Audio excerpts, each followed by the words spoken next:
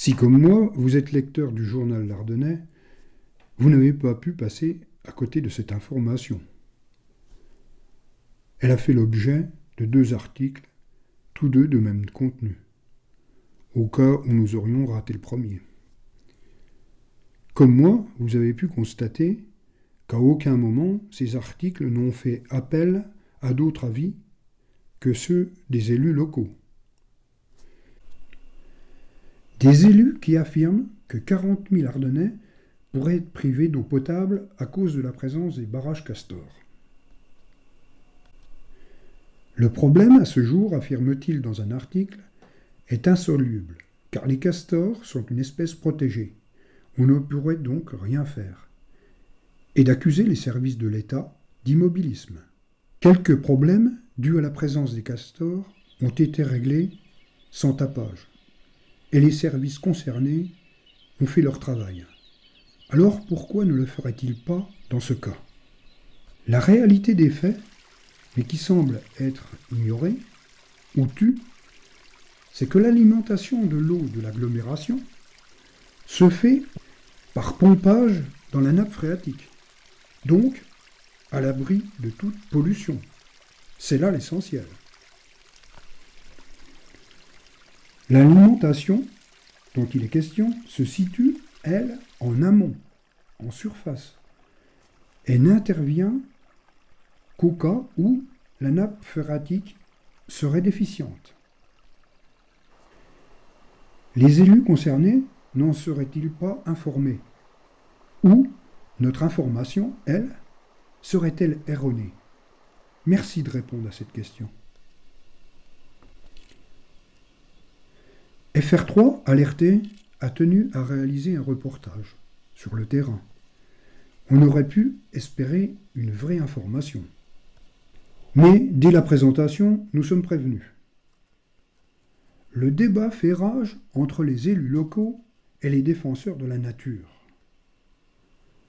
Encore aurait-il fallu que ces derniers soient consultés. Et chacun a pu constater la teneur des articles de la presse locale. Et peut encore s'y reporter.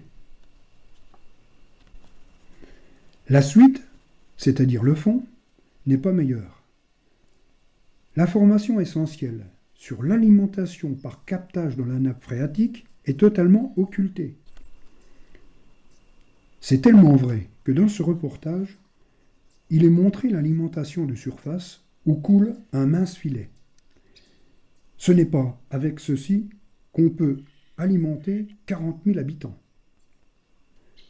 Encore une fois, cette alimentation n'est utilisée qu'en cas où la nappe phréatique serait défaillante. Et dans ce cas, cela laisse une grande marge de manœuvre. Dans tous les cas, l'Office national de la chasse et de la faune sauvage, chargé du suivi des castors, est capable, sans affoler la population, d'intervenir rapidement pour limiter la hauteur de la retenue d'eau des castors. En voici un exemple sur un barrage moins conséquent. La teneur des différents articles aurait-elle eu des conséquences sur certains ? Toujours est-il que le barrage principal a été démoli, constat fait le 8 mars. En cherchant le site Castor, nous avons rencontré 6 personnes. Nous ne les avons en aucune façon sélectionnées, et toutes nous ont tenu le même discours.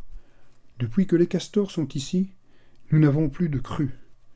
Les pêcheurs, eux, vantant le fait qu'en période d'étiage, c'est-à-dire de basses eaux, l'eau rétentionnée dans les barrages castors compensait le manque d'eau.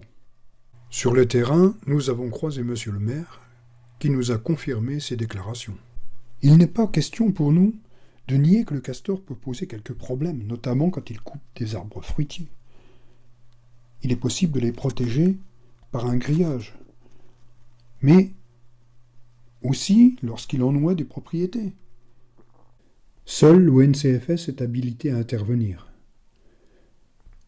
Parfois, dans les cas extrêmes, la DREAL décide de déménager la famille.